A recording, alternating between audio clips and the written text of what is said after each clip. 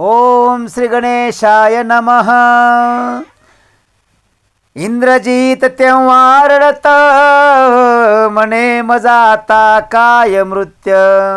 इंद्रजीला वाटलं आता ह्या हनुमंताच्या हातून आपला मृत्यू येतोय वाटतं, म्हणून घाबरला. दळही सहारले समस्त न दिसे थे कोणीही. आणि माझी चतुरंग सेनाचा सुद्धा नाश केला. आता माझ्याबरोबर कुणीच नाही, आता काय करू. म्हणे मज निराहार्याचे हाते मरण, हातो करी फळभक्षण परिराम पाशी नेल धरुण विटंबील नाना परे. आणि हा आता मला धरून श्रीरामाजवळ नेईल आणि माझी त्या ठिकाणी चेष्टा मस्करी करील, म्हणा नाना प्रकारे नावं ठेवेल. सुटे जो जनकानंदिनी तो मज घाली इल बंदी खानी. आणि ज्यावेळी मला हनुमान नेऊन रामासमोर उभा करेल त्यावेळी हा जनकनंदिनीचा पती मला काय करेल, मला जेलमध्ये टाकेल. जैसे रावणाशी धरुणी पाच पाट काढिले. ज्याप्रमाणे रावणाला धरून त्याच्या डोक्याचे 5 पाट म्हणजे 5 वेळा डोक्याचे केस काढले इकडून तिकडून थोडे थोडे, त्याप्रमाणे मग नग्न इंद्रजित पळाला. आणि त्या भ्याभ्यान हनुमंताच्या इंद्रजित पळू लागला. भिवरा माझी तो दडला आणि एका भैरामध्ये लपून बसला. तो दडाला कपेने द्वारी पाषाण लाविला. आणि ज्या भैरात तो शिरला होता इंद्रजित, त्या भैराला हनुमंताने भला मोठा दगड घेतला आणि ते भैराचा दरवाजा बंद करून टाकला. विवरी कोंडीला राक्षस. आणि इंद्रजिताला त्या गुहेमध्ये कोंडून टाकला हनुमंतरायाने. इंद्रजित कासा विस होये म्हणे का मरण मजन ये. शस्त्र जवळे नाही करू काय प्राण त्याग करावया. आता म्हणले आत्महत्या करेन तर माझ्याकडे शस्त्र बी नाही, कायच नाही, आता मी काय करू. विवरी कोंडीला इंद्रजित हे दशकंठाशी झाले श्रुत. आणि माझ्या मुलाला इंद्रजिताला एका भैरामध्ये कोंडून टाकला हनुमंताने. ही वार्ता त्यांना समजली आहे. परम झाला भयभीत विनवी तसे विरंचिते. आणि भयानं व्याकुळ झाला आणि कोणाला ब्रह्मदेवाला प्रगट होऊन सांगितला. आणि ब्रह्मदेवाला ते सांगू लागले. काय सांगू लागले, म्हणे तुझे वचन साचार हस्तगत नव्हे का वानर. म्हणले ब्रह्मदेव खरंच आहे, तुम्ही बोलला तेच खरं आहे, हा काय आमच्या हाती लागणार नाही. तरी तो जाऊन सत्वर धरून कपी दे अम्मा. तरी तू येतवरी जाऊन मज ध्यावे पुत्रदान. काळ रूप तो वानर जान तुझं विने कोणा ना टोपे. म्हणे तर तुमचंच ऐकू शकतो, नाही तर ते कोणाला आटपणार नाही. पण माझा मुलगा मला परत आणून द्या. त्या भैरामध्ये कोंडून ठेवला हनुमंतरायाने. मग कमलोद्भव पातला तेथ तव तो नग्नची इंद्रजित. आणि त्या तिथं आल्यानंतर पाहता तो इंद्रजित आतमध्ये नग्न अवस्थेमध्ये होता. दडाला असे विवरात भयभीत मुसमुशी. कसं एखादं लहान मूल मुसमुस करून रडतं आईनं किंवा वडिलांनी मारल्यावर किंवा इतरांनी कोणी मारल्यावर, असं त्याप्रमाणे तो रडत होता. मग रावणे बोले करुणा वचन आता मज सोडवे इथून. आणि मग तो पित्याला वडिलांना हाक मारू लागला. म्हणले हे पिताजी मला ह्या विवरातून भैरातून सोडवा. आता मज सोडवे इथून त्या वानराशी धरल्या विन मी विवरा बाहेर न यायची. तुम्ही पहिलं त्या वानराला बंदिस्त करा, त्याला पकडल्याशिवाय मी ह्या भुयाराच्या बाहेर ह्या विवराच्या बाहेर येणार नाही. कमळासन म्हणे ते अवसरी. कमळासन म्हणजे साक्षात ब्रह्मदेव तिथे आलेले आहेत. तू आता निघे विवरा बाहेरी ब्रह्मपाश घालो निझड करे. आणि तू बाहेर येतानाच ब्रह्मास्त्राचा स्मरण करून ये. कपी बळीया धरावा. आणि ब्रह्मास्त्र तुम्ही सोडल्यानंतर हनुमान तुमच्या वाटेला जाणार नाही, स्थिर आणि शांत उभं राहील आणि तुम्ही त्याला आरामशीर धरू शकता. रावणी देत प्रत्युत्तर ब्रह्मपाशासनावरे वानर. वीरांची म्हणे तू अपवित्र, तुझं अस्त्र हे न चाले. मग विष्णुसुते ते वेळी राघवप्रियाची स्तुती केली. तू वज्र शरीरी महाबळी, निशाचर कापते तुते. म्हणले ब्रह्मदेवा, माझं ब्रह्माचं चालणार नाही, कारण तो वज्र शरीरी हनुमान आहे, त्याला तसं वरदान आहे. तर बोलले तू काळजी करू नकोस. आमुचे वचन साच करावे, ब्रह्मपासी त्वा सापडावे. सभेपर्यंत उगेच यावे, मग दावावे पराक्रमा. म्हणले त्यांना सभेमध्ये घेऊन येईपर्यंत त्याला दुखवू नका. तो माझं ब्रह्मास्त्र पाहिल्यानंतर मला हात जोडून शांत उभा राहील आणि तुम्ही त्याला पकडू शकता. ऐसे कमलोद्भवे विनविले, स्वामीला आत्मजे मान्य केले. मग वीरांचीने पाश प्रेरिले, माझे बांधले हनुमंता. आणि मग ब्रह्मास्त्र सोडल्यानंतर हनुमानाने त्या ब्रह्मास्त्राला दोन्ही हात जोडले आणि सांगितलं, प्रभू तुमचा मी मान ठेवतो.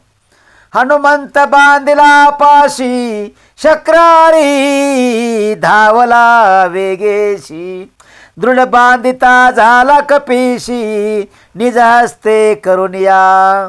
आणि ब्रह्मास्त्र सोडल्यानंतर ब्रह्मास्त्राचा मान ठेवण्यासाठी हनुमंतरायाने हात जोडले आणि शांत उभं राहिले. तेवढेमध्ये इंद्रजित आले, त्याची माणसं आली आणि त्याने त्याला बांधून ठेवलं रशीनं. एक तृण वेटीने पाय बांधिती, एक वृक्ष सालिने आवळीती. एक दोरा नावया धावती, नगरा माझी सत्वर. जारे जारे म्हणले, याला कासरे बांधायला घेऊन या, कोणी रश्या बांधायला घेऊन या, कोणी साखर देऊन घेऊन या, ह्याला आपल्याला बांधून नेलं पाहिजे. हनुमंत दिशे बांधिला परी, तो सर्वदाही मोकळा. हनुमंत असे शांत उभे राहिले होते, कारण ब्रह्मास्त्रानं त्यांना बांधलंच नव्हतं, कारण त्याच्या ब्रह्मास्त्राचा म्हणजे ब्रह्मदेवाचा मान राखायचा म्हणून ते शांत उभे राहिले होते. जैसा ज्ञाने संसारी गुंतला, ज्याप्रमाणे शहाणा म्हणून संसारामध्ये गुंतून राहावा, परी तो सर्वदा मुक्त असे. ज्ञानी माणूस जर संसारामध्ये गुंतला असला तर तो ज्ञानी असतो, त्यामुळे तो संसारापासून नेहमी मुक्त असतो. नलिनी पत्र जळी खेळे, परी त्यावरी बिंदू न तळे. की शीतोष्ण धुळीने न मळे, निराळ जैसे सर्वदा. बघा, नलिनी पत्र जळी खेळे. आपण जर परमेश्वराचं स्मरण करून रामनाम घेऊन आपण जर दगड सोडला पाण्यावरती तर तो दगड तरतो, किंवा आपण पिंपळाचं पान घेऊन त्या पाण्यावर सोडलं तर ते पान बुडत नाही. त्याप्रमाणे परी त्यावरी बिंदू ना तळे, की शीतोष्ण धुळीने न मिळे. बघा, मोठं वादळ आलं, काही झालं तरी पाणी कधी मळलेलं आहे का? पाणी कधी मळतं का? मळत नाही. निराळ जैसे सर्वदा, की समीर सर्वावरून जात, परी कोठेची नवे लिप्त. तैसाची वीर हनुमंत, बंद मोक्षा तित जो. बघा, सूर्य आकाशामध्ये आहे, त्यांचा रथ चालते आकाशामधून, पण त्यांना कोणी अडवू शकत नाही, त्यांना कोणी बंधन घालू शकत नाही. त्याप्रमाणे हनुमानाला हे कोणी बंधन घालू शकत नाही. असो परमेष्ट्याने इंद्रजित, आसबेशाने ती हनुमंत. वाटेशी राक्षस टोचित, नाना शस्त्रे घेऊन या. आणि त्यांना अनेक दोऱ्यांनी साखर दंडाने बांधून आणला जात आहेत आणि राक्षस लोक पाठीमागे आहेत, आजूबाजूला आहेत, आणि ते बरचे स्वतःचे ते त्रिशूळ वगैरे त्याला टोचत आहेत हनुमंतरायांना. शस्त्रे भंगली समग्र, वज्र शरीरी तो वानर. असुरी उचलो नी तो सत्वर, सभे समोर आणिला. आणि एवढं चालू असताना हनुमंतराय हसत होते. त्यांना शस्त्र आणि अस्त्र काय करत नव्हते, कारण ते वज्र शरीर होते. दृष्टी देखता हनुमंत रावण करकरा दात खात. आणि त्या हनुमंताला दृष्टीनं डोळ्यानं पाहिल्याबरोबर रावण करकरा दात खाऊ लागले, दातावर दात आपटू लागला. या उपरी रघुनाथ दूत काय करिता जाहला. आणि यानंतर त्यांनी काय विचार करतात ते आता या अध्यायामध्ये सांगितलेलं आहे. पुढच्या ओळीमध्ये बंधने तोडून समस्त पुच्छासने बैसला हनुमंत. आणि हनुमंतरायाने सगळी बंधनं तोडली, म्हणजे ते ब्रह्मास्त्र त्यांनी बांधलेल्या सगळ्या तोडल्या आणि कुठं स्वतःच्या त्या शेपटीचं आसन करून त्यावरती बसले.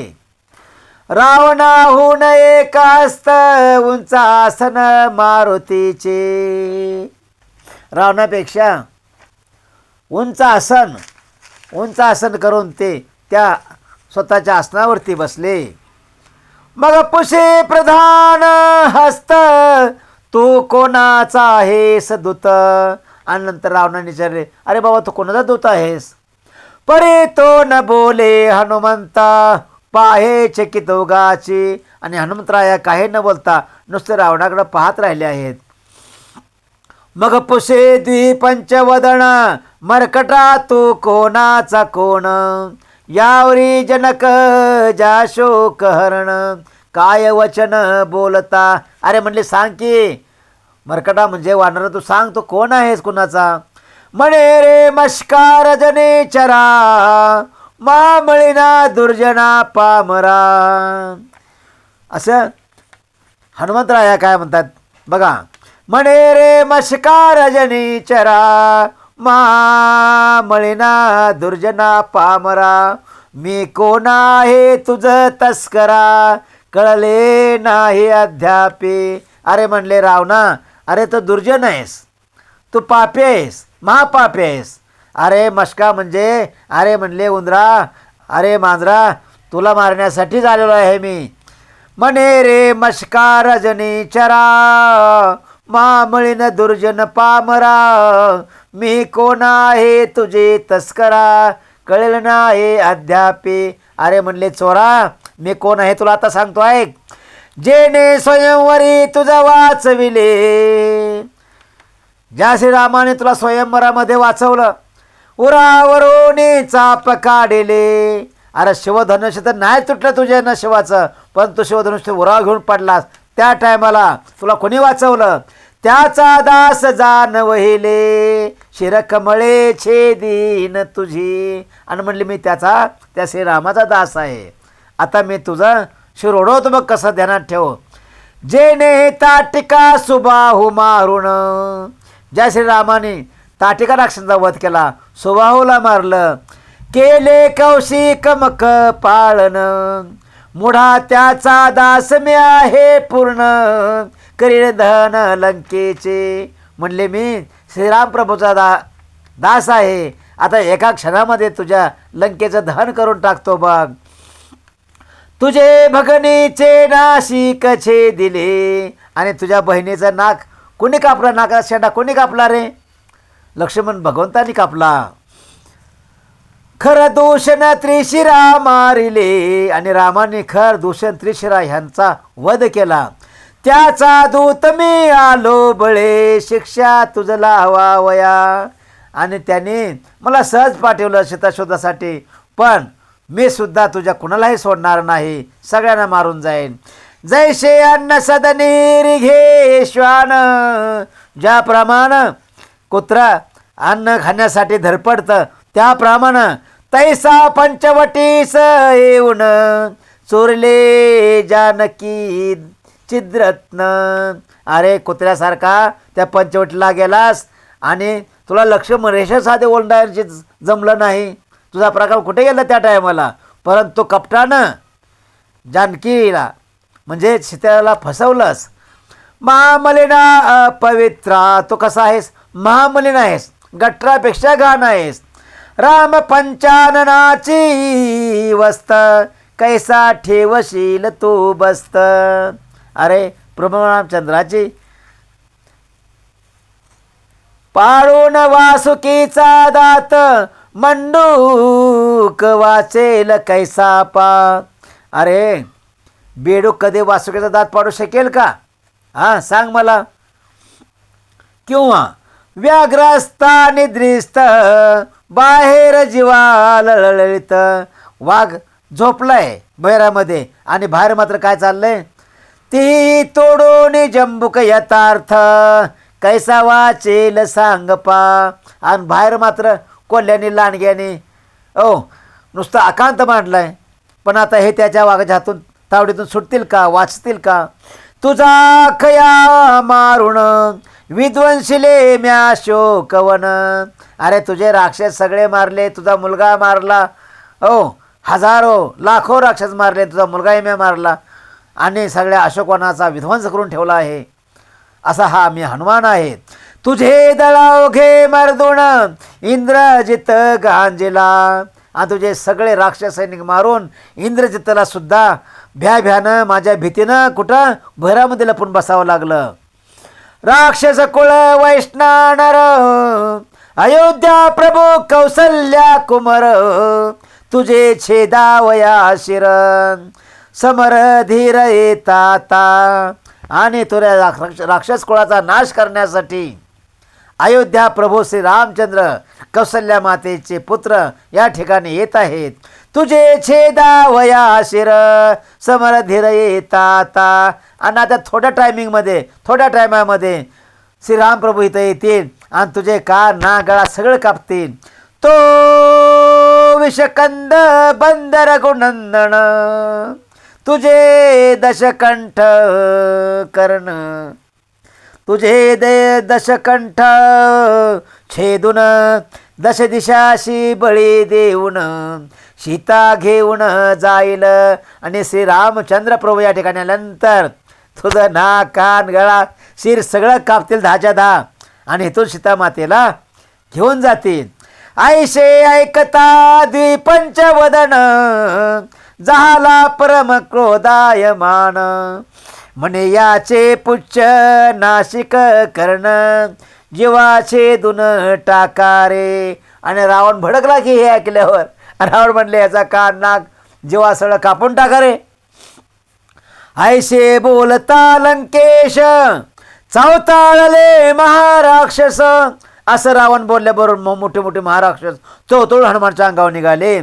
पुच्छावरी आसमास शस्त्रंधाय मारिते. अंधशेपटीवर शस्त्रास्त्रांचा तलवारींचा मारा करू लागले. धापा दाटते म्हणता वैभवे, परे त्यांचे रोमही वक्र नोवे. आणि एवढं मार करतायत तरी सुद्धा हनुमंताच्या शेपटीला बिलकुलही त्रास होत नाही.